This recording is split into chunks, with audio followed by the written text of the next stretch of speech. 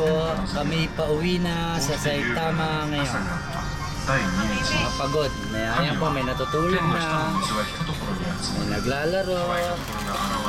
Tayo mga pagod. Yan, di pa sila pagod.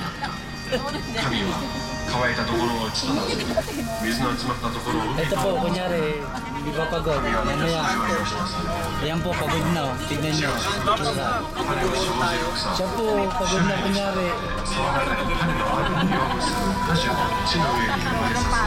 Ayan po. Pagod na, tutulog na. Si Lolo Ben, genking pa. Ayan po ang pinakamaganda. Yan. Hindi niya matanggap. hindi niya maano yung seatbelt niya kung anong gagawin.